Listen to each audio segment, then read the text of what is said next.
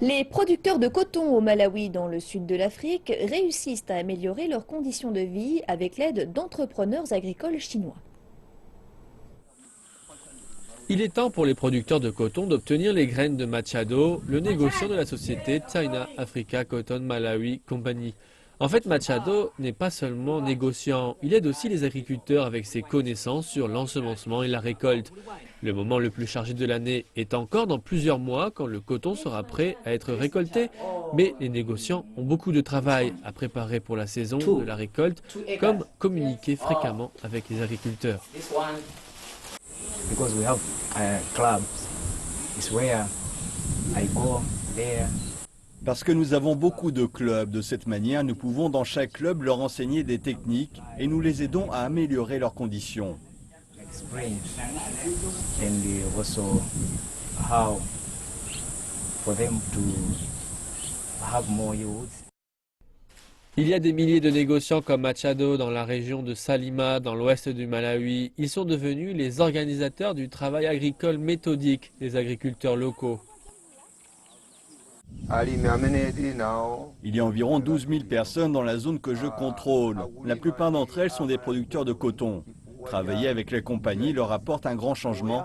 Leur travail devient plus efficace. Tandis que le travail agricole devient plus efficace, le bénéfice pour les agriculteurs est évident. Il y a plus de temps et d'argent à consacrer aux autres petites activités, comme l'élevage d'animaux.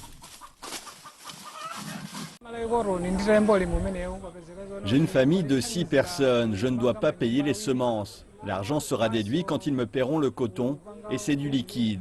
L'argent est suffisant pour scolariser mes enfants. Séméon possède aussi une épicerie dans le centre du village où les villageois profitent de leur temps de loisirs avant de commencer à travailler dans les champs de coton. Ces gens vivant dans le pays le moins développé au monde semblent heureux avec leurs conditions actuelles, mais la direction locale de la compagnie a de l'ambition. Kennedy dit que la saison sèche pourrait aussi être utilisée pour la plantation s'il y a une amélioration technologique.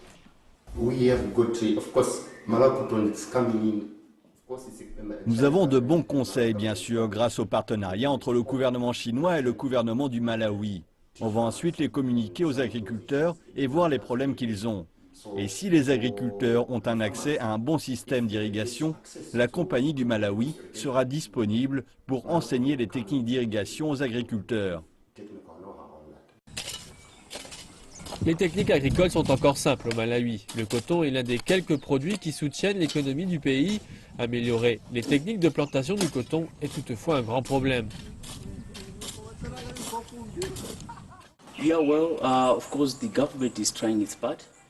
Nous avons le gouvernement de notre côté, mais nous ne pouvons pas laisser toutes les tâches au gouvernement. Nous avons aussi des compagnies très qualifiées, comme la compagnie du Malawi, qui peuvent faire ce changement. Donc, nous assurons qu'il y a une bonne communication entre les agriculteurs et les compagnies qui font beaucoup pour le coton made in Malawi.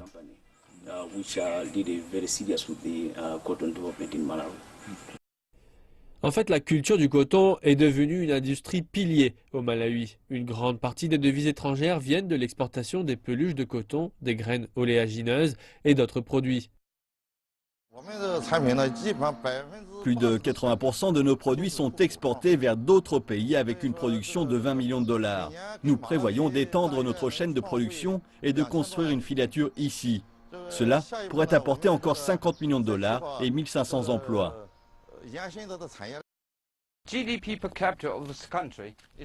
Le PIB par habitant de ce pays était le plus faible de la liste des pays pauvres des Nations Unies en 2014.